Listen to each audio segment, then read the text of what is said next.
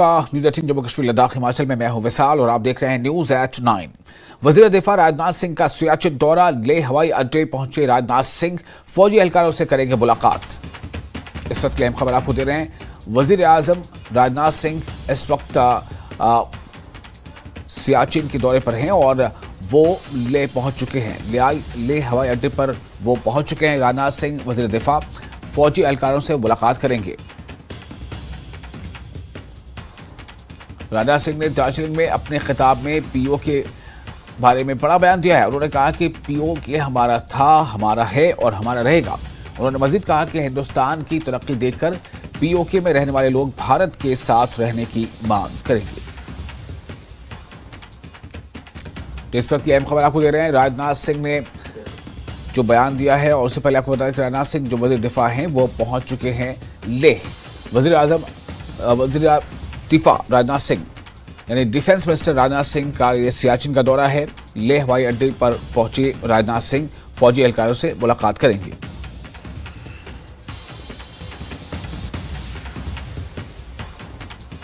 और इस वक्त हमारे साथ फोन लाइन पर जुड़ चुके हमारे रिपोर्टर मोरूफ स्टैनसन। मोरूफ हमारे साथ मौजूद हैं। मोरूफ, हमें ये बताएं कि डिफेंस मिनिस्टर लेह पहुंच चुके हैं, जैसी जानकारी हमें मिल रही है, और आज क्या खास मकसद है उनके इस दौरे का, और क्या आज कोई वो मीडिया सेशन भी करेंगे या कोई सिविलियन प्रोग्राम का भी कोई ऐसा कोई कार्यक्रम का शेड्यूल है?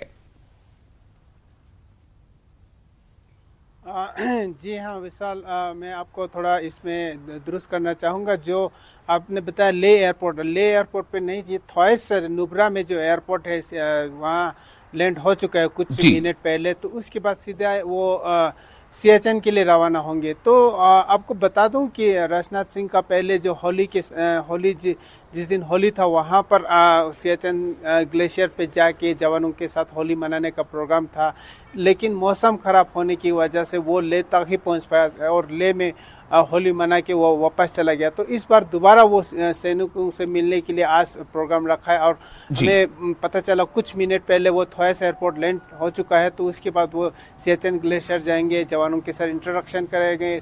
जो हमारे सिक्योरिटी वहाँ तैनात है, आर्मी आर्म पर्सनल, वहाँ उनकी जायज़ा लेंगे सिक्योरिटी को किस तरह से देखा जाए। और आपको बता दूं कि ये सिर्फ आर्मी के इंट्रोडक्शन के लिए विजिट है, कोई सिविलियन इंट्रोडक्शन नहीं है और कोई वहाँ पर कार्यक्रम सिविलियन के साथ नहीं हो। हालांकि आर्मी के साथ इनका इंट्रोडक्शन रहेगा। जी विशाल जी, तो क्या ये सिर्फ इस लिहाज से इसको देखा जाए कि ये इससे पहले जाना चाहते थे और लेकिन उस वक्त मौसम सही नहीं था, वो नहीं जा पाए होली के दौरान, तो इसलिए अब गए हैं, सिर्फ इतना समझा जाए या इससे कुछ और माने हैं? बिल्कुल विशाल, क्योंकि उस दिन जो लेह तक आ पाया, लेह के बाद सियाचिन के आसपास मौसम ख़राब थे, तो यहाँ से सियाचिन उस दिन का प्रोग्राम था लेह आके लेह से सियाचिन जाना था। तो लेकिन नुब्रा सियाचिन साइड जो बादल छाए हुए थे उस वक़्त नहीं जा पाया, तो इसलिए आज दोबारा उन्होंने प्रोग्राम बनाया ताकि वो जवानों के साथ इंट्रोडक्शन करके अपना उनका जवान जो वहाँ तैनात है उनका हौसला अफजाई किया जाए। आपको बता दूँ कि रक्षा मंत्री हो या बड़े बड़े जो नॉर्दर्न कमांड के ऑफिसर हो, बार बार जो फॉरवर्ड पे जो फौजियाँ तैनात है उनके साथ इंटरेक्शन करने के लिए जो रेगुलर बेसिस पे आते रहते हैं ताकि उनका जो मनोबल ऊंचा रहे हमेशा के लिए। जी विशाल जी, चलिए बहुत शुक्रिया आपका मोरूफ तमाम जानकारी के लिए। तो वजीर दिफा यानी डिफेंस मिनिस्टर राजनाथ सिंह जो है वो सियाचिन के दौरे पर हैं, जहां वो फौज के आला अफसरान से मुलाकात करेंगे।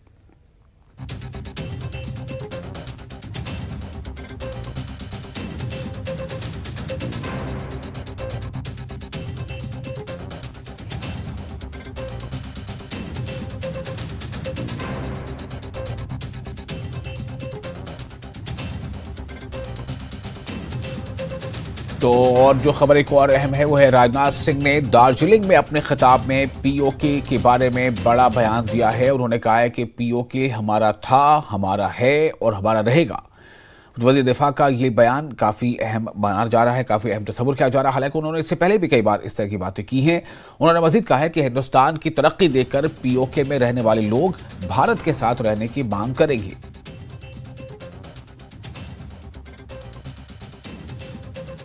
मेरे भाइयों, पीओके हमारा था, पीओके हमारा है, पीओके हमारा रहेगा।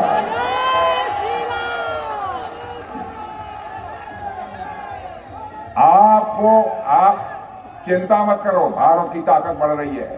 भारत का डेवलपमेंट जितनी तेजी के साथ हो रहा है, भारत की प्रतिष्ठा अंतर्राष्ट्रीय जगत में जिस तरीके से बढ़ रही है, भारत की अर्थव्यवस्था जितनी तेजी से आगे बढ़ रही है, अब पीओके के हमारे भाई बहन स्वयं ही मांग करेंगे कि हम भारत के साथ रहना चाहते हैं।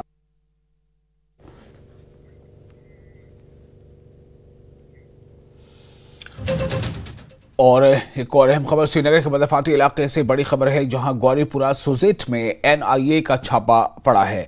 जी हां, एक अहम खबर आपको दे रहे हैं। श्रीनगर के मदफाती इलाके से बड़ी खबर है, गौरीपुरा सुजेट में नेशनल इन्वेस्टिगेशन एजेंसी की छापेमारी हुई है। अलहदगी पसंदों के साथ वाबस्तगी के मामले में यह छापा पड़ा है।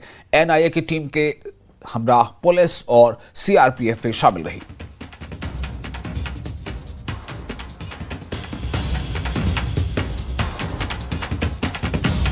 तो श्रीनगर के मदफाती इलाके से बड़ी खबर, गौरीपुरा सुजेट में एनआईए की छापेमारी, अलहदगी पसंद के साथ वाबस्तगी के मामले में ये छापेमारी की कार्रवाई हुई है। एनआईए की टीम के हमरा पुलिस और सीआरपीएफ भी शामिल।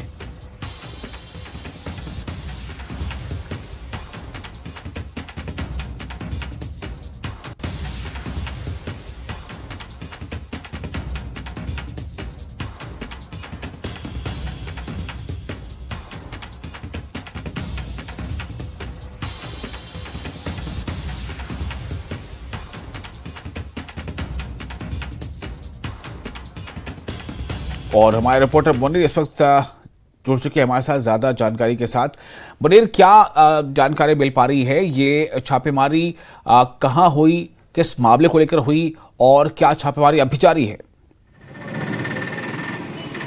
देखिए विशाल, हम उसी जगह पे खड़े हैं, क्योंकि अगर हम पहले मैं आपको बता दूं कि अपने व्यूअर्स को, क्योंकि ये एनआईए रेड जो है अभी अभी यहाँ जस्ट चंद सेकंड से पहले यहाँ से गाड़ियां निकली हैं और ये रेड जो है नारवल में सुजेट में खत्म हो गई है और 2 से 3 लोग जो हैं उनको वो अपने साथ ले गई हैं जिस घर पे ये छापामार कार्रवाई हुई है। और इसी जगह पे यहाँ पे जो आप देख रहे हैं ये रोड, यहाँ पे ये छापा जो डाला गया था एनआईए की जानिब से। और विशाल, मैं आपको ये भी बता दूं कि श्रीनगर के मुख्तलिफ लोकेशंस पे ये कार्रवाइयाँ हुई है, मुख्तलिफ लोकेशंस पे इसी तरह की कार्रवाइयाँ हुई है। और मैंने पहले बता दिया है कि इन्हें चंद माह पहले से ही जो एनआईए की टीमें हैं और या दीगर जो इन्वेस्टिगेशन एजेंसियां हैं वो मुख्तलिफ लोगों पे छापा डाला जा रहा है और जिनके राबते जो हैं, चाहे टेरर फंडिंग मामलात हो या अलहदगी पसंदों के साथ जिनके रवाबित हैं उनके खिलाफ है, या जो एंटी नेशनल एक्टिविटीज़ में मुलवस पाए जाते हैं और उन लोगों के खिलाफ ये कार्रवाई की जा रही है। और इसी कड़ी के तहत जो यहाँ पे बताया जा रहा है कि जो सुजेट गौरीपुरा में ये रेड जो हुई है और एक शख्स जो है जो बताया जा रहा है कि वो प्रॉपर्टी डीलर है और उसके बाद उनकी वाबस्तगी जो है वो हुर्रियत के साथ रही है। और इसी कड़ी के तहत यहाँ पे ये छापामार कार्रवाई हुई है और 2 से 3 लोग जो हैं इस घर के अंदर जो थे, तो उनको वो इन्वेस्टिगेशन एजेंसी एनआईए की टीम जो है वो अपने साथ ले गई है और जम्मू कश्मीर पुलिस और जस्ट वहां से ये निकल चुके हैं। और इस तरह यहाँ जो रेड है वो खत्म हुई है और अभी मुख्तलिफ लोकेशन पे जो श्रीनगर में बताया जा रहा है मुख्तलिफ लोकेशन पे ये रेड चल रही है। और आप देखना है कि यहाँ से क्या कुछ निकल के सामने आया है, क्योंकि यहाँ सुबह सवेरे से ही यहाँ पे इस घर को खंगाला गया है और यहाँ से मुख्तलिफ जो मवाद हो या मुख्तलिफ कागजात हो वो फिर एनआईए की टीम है वो अपने साथ ले जाती है और फिर तहकीकात की गर्ज से। और अब देखना है क्योंकि उसके बाद एनआईए की जानिब से एक प्रेस रिलीज भी जारी होता है और इसमें बाज़ाब्ता तौर पर डिटेलन दिया जाता है कि इस शख्स का राबिता क्या था और किस वजह से उन पर रेड हुई है और क्या कुछ वहां से जब्त बरामद हुआ है। तो वो आने वाला वक्त ही बताएगा, क्योंकि एनआईए शाम तक बिल्कुल आप मुनीर आप हमारे साथ बने रहे। इस वक्त एक और अहम खबर हम दे रहे हैं अपने नाज़रीन के लिए, और खबर आपको ये बता दें कि एनआईए के छापेमारी से जुड़ी हुई एक और अहम खबर से जुड़ी है। श्रीनगर समेत कई मकामात पर जैसे कि छापे पड़े हैं श्रीनगर के साथ साथ, जैसा मुनीर भी बता रहे थे हमें, और सीआरपीएफ पुलिस भी एनआईए टीम के साथ है और एनआईए के छापे लगातार जारी हैं। श्रीनगर के साथ साथ कई और मकामात पर भी छापे हो रहे हैं, जैसा अभी हमें मुनीर हुसैन ने बताया है। और इसी बारे में और जानकारी आपको दे रहे हैं कि एनआईए यानी नेशनल इन्वेस्टिगेशन एजेंसी जो है वो छापेमारी को अंजाम दे रही है और जो एनआईए की टीम पहुंची है, तो उसके साथ सीआरपीएफ यानी सेंट्रल रिजर्व पुलिस फोर्स और जो जम्मू कश्मीर की जो पुलिस है उसकी भी यूनिट उनके साथ है, यानी एनआईए की टीम के साथ।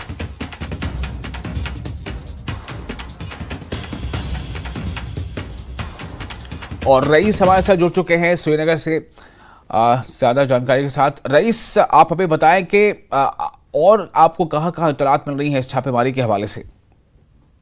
जी हाँ, बिल्कुल बताया जा रहा है कि कहीं और मकामात पे जो है श्रीनगर में भी एनआईए ने छापामारी की है और इसमें डाउनटाउन और श्रीनगर के जो आउटस्कर्ट्स के एरिया है वहाँ पे बताया जा रहा है। और बता दें कि टेरर फंडिंग केस का ये मामला है जिसमें ये छापामारी हो रही है और एनआईए के साथ साथ जो है जम्मू कश्मीर पुलिस और सीआरपीएफ भी जो है उनको इन छापामारी में जो है वो असिस्ट कर रही है। तो कुल मिला के जिस तरह से हमने देखा कि जिस तरह से एडमिनिस्ट्रेशन ने भी साफ कर दिया है कि जीरो टॉलरेंस जो है वो अब लागू की जाएगी, अपनाई जाएगी टेररिज्म के खिलाफ। तो यही वजह है कि जितने भी टेरर फंडिंग केसेस हैं उनको जो है वो अंजाम तक पहुंचाने के लिए, उनकी इन्वेस्टिगेशन पूरी करने के लिए जो है इन्वेस्टिगेशन में तेजी लाई जा रही है। और यही वजह है कि आज श्रीनगर में भी कई मकामात पे जो है वो एनआईए की छापामारी जो एनआईए ने छापे मारे हैं और इसके साथ साथ जम्मू कश्मीर पुलिस और सीआरपी भी जो है उन्होंने उनको जो है असिस्ट किया है। तो साफ जाहिर है कि जिस तरह से यहाँ पे हम देख रहे हैं कि पिछले दिनों हमने देखा 2012 में अटैक हुआ, आप इलेक्शन भी आने वाले हैं, इसके साथ साथ अमरनाथ यात्रा भी जो है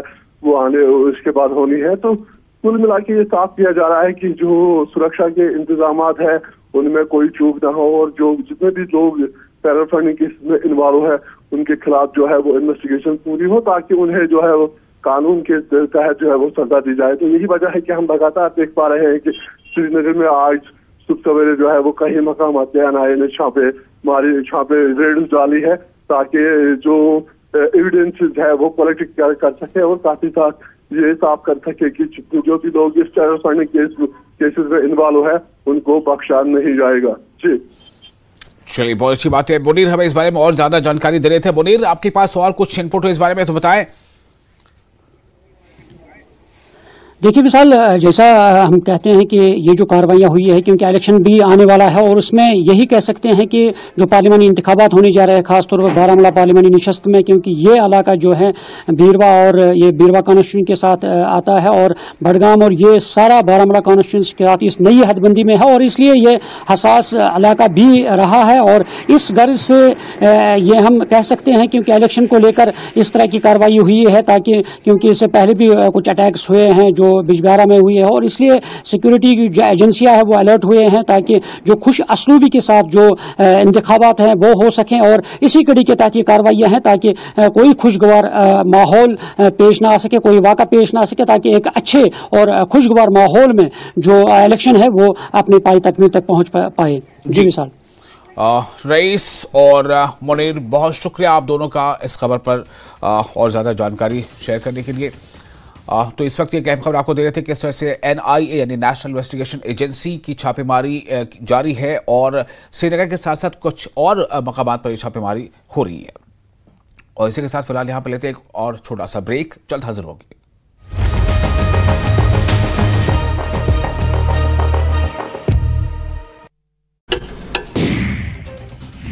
पुलिस ने जम्मू के अखनूर में ड्रग तस्कर से जुड़ी लाखों की संपत्ति कुर्क कर आरोपी को हिरासत में लिया। पुंछ में पुलिस ने किया स्कूल के हेडमास्टर को गिरफ्तार, पिस्तौल और ग्रेनेड भी बरामद। ओवरग्राउंड वर्कर के तौर पर काम कर रहे थे हेडमास्टर। पुंछ कत्ल की गुत्थी सुलझी, पुलिस ने खातून और उसके आशिक को किया गिरफ्तार। आशिक के साथ मिलकर बीवी ने शौहर का किया कत्ल। बद्दी के 2 फैक्ट्रियों में लगी भीषण आग, हादसे में लाखों का हुआ नुकसान। फायर ब्रिगेड ने आग पर पाया काबू। नूरपुर पुलिस की नशे के खिलाफ मुहिम जारी, नशा तस्करों के खिलाफ बड़ी कार्रवाई, लगभग 27 ग्राम चिट्टा बरामद। इंदौर में बिजली के पोल में लगी आग, डीपी में ब्लास्ट से फैली।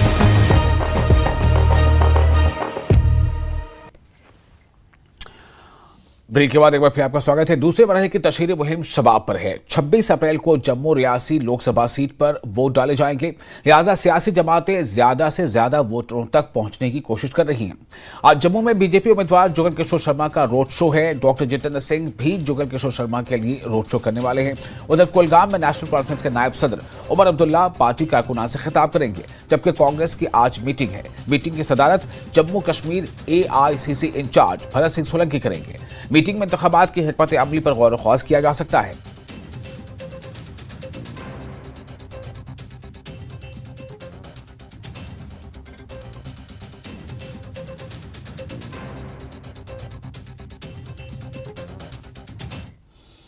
और पुंछ कत्ल केस की गुत्थी पुलिस ने सुलझा ली है। पुलिस ने खातून और उसके आशिक को गिरफ्तार कर लिया है। तफ्तीश में यह बात सामने आई है कि मकतूल की बीवी ने अपने आशिक के साथ मिलकर कत्ल की साजिश की और इसे अंजाम दिया। पुलिस ने शालू देवी और भानु प्रताप को गिरफ्तार कर लिया है।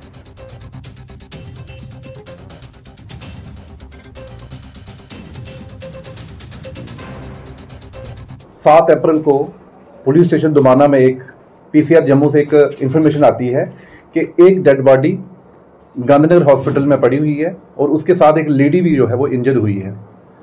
तो उसमें FIR लगता है 85 under section 279 337 304A PS Dumana में लगता है और IU को डिप्यूट किया जाता है गांधीनगर हॉस्पिटल में।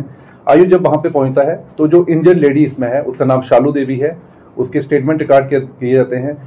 तो उसने इसको फर्दर इसमें पूछताछ की। उसके घर वालों से पूछताछ लाई गई। लेडी जो है उसके घर वालों से पूछताछ लाई गई। जो डिजीज जिसमें जिसकी डेथ हुई है नरेश चंद्र, उससे पूछताछ, उसके घर वालों से पूछताछ लाई गई। तो उसमें यह पता चला कि जो लेडी शालू देवी है उसके घरवाली जो है उसका एक लड़का है, उसका नाम भानु प्रताप है, जो कि भद्रवाह का रहने वाला है। उसके साथ कोई एक्स्ट्रा मैरिटल अफेयर चल रहा है। तो इन दोनों के अफेयर जो चल रहा है उसकी वजह से जिसकी डेथ हो गई है डिजीज की, उसको भी प्रॉब्लम थी और इनके जितने भी घर वाले थे उनको ये प्रॉब्लम थी। ये दोनों जो है आपस में बातें करते थे काफी फोन पे, और बातों के साथ साथ ये दोनों जो थे ये बीच बीच में मिला भी करते थे। उसने और भानु प्रताप ने ये पुलिस कस्टडी में कन्फेस किया कि इन दोनों ने एक क्रिमिनल कॉन्स्पिरेसी रची, जो है ट्रैक कर दिया। ये एक मर्डर केस था और ये एक बहुत बड़ी जो है हमारी दुमाना पुलिस की एक सक्सेस है, जो कि मैं इसको ब्लाइंड मर्डर ही कहूंगा कि जिसको उन्होंने जो है वो ट्रेस आउट किया है। और फिलहाल एक और छोटा सा ब्रेक लेते हैं। ब्रेक के बाद खबरों का सिलसिला जारी रहेगा।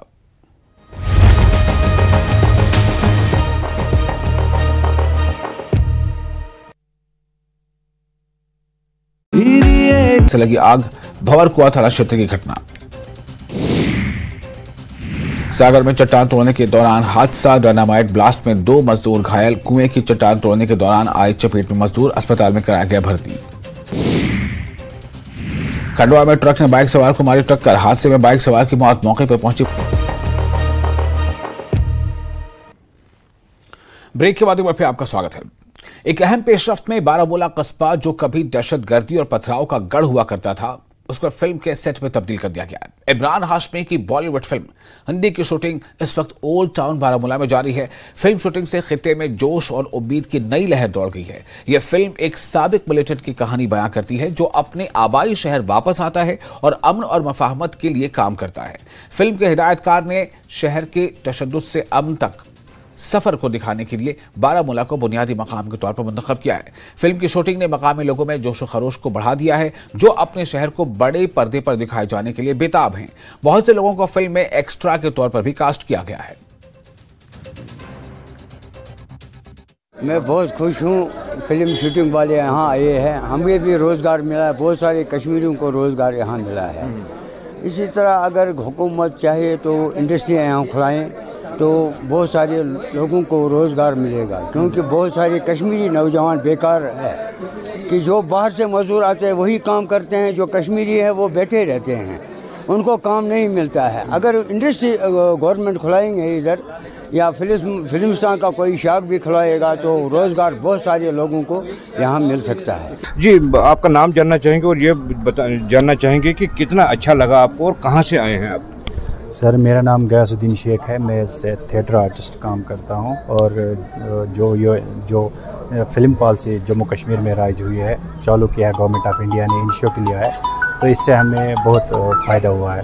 यहाँ के लोकल आर्टिस्ट को इनमें अकोमोडेट किया जाता है, चाहे वो फीमेल आर्टिस्ट हो या मेल आर्टिस्ट हो, या इसमें चाइल्ड आर्टिस्ट भी हम लाते हैं, तो हमें इसमें बहुत फ़ायदा हो रहा है। तो आपको लगता है कि ऐसे एवेन्यूज़, ऐसे मौके आपको मिलने चाहिए ताकि आपका टैलेंट भी आगे आए और आपको रोज़गार के मौके भी मिलें? बिल्कुल, क्यों नहीं। As a artist, as a Kashmiri, मैं चाहता हूँ कि यहाँ के हालात बिल्कुल ठीक हों और यहाँ ऐसे मतलब ऐसे प्रोग्राम्स हों, ऐसे फिल्में बने, ऐसे ड्रामास बने, सीरियल्स बने, वेब सीरीज़ बने जिसमें लोकल आर्टिस्ट्स अकोमोडेट हो, जैसे उनको काम मिले। और जो यहाँ का मज़दूर तबका है, ट्रांसपोर्ट है या होटल मालिकान है, इन सब को इन सब से मतलब हमारी उम्मीदें वाबस्ता है और हम चाहते हैं कि ऐसे इवेंट्स बार बार कश्मीर में हो और हमें फ़ायदा हो। तो नाज़रीन, जैसे आपने देखा कि इनका कहना यही है कि ऐसे मौके इनको मिलने चाहिए। कुछ और लोग भी हमारे साथ हैं। आप अपना नाम बताइए और ये बताइए कि कहाँ से हैं और क्या रोल मिला है आपको यहाँ? जी, मेरा नाम नसीर अहमद है, मैं मागाम एरिया से हूँ। तो इसमें हमारा जो आर्टिस्ट रोल है, इससे मुझे एक ही बात मैं कहूँगा कि इसके जो बेरोज़गारी, आपको पता है कि कश्मीर में बहुत सारी बेरोज़गारी है, तो इसमें क्या है कि अगर इसके ज़रिए वाबस्ता होता है कि बेरोज़गारी ख़त्म हो सकती है। इसमें पहले एक भाई ने हमारे बताया टूरिस्ट प्लेस इसमें बनती है, उसमें मौका मिलता है।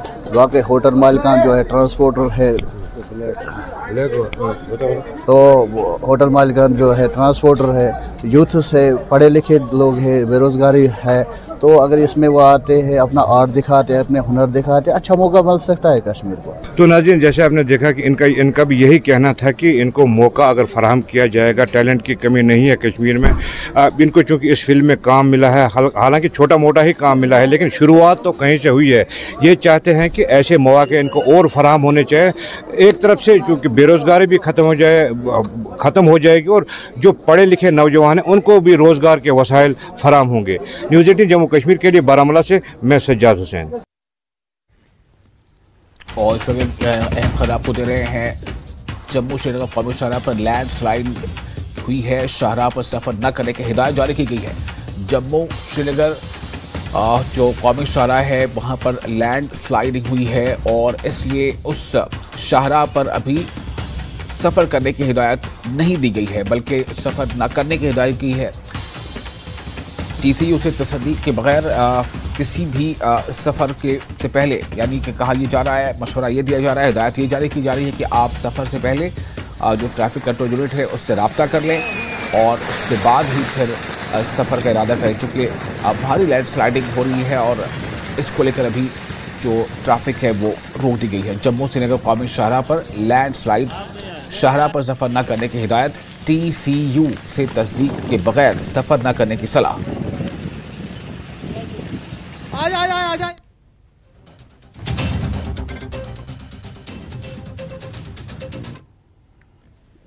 और इसके साथ ही इस बुलेटिन में फिलहाल इतना ही, लेकिन न्यूज़ 18 JKLH पर लगा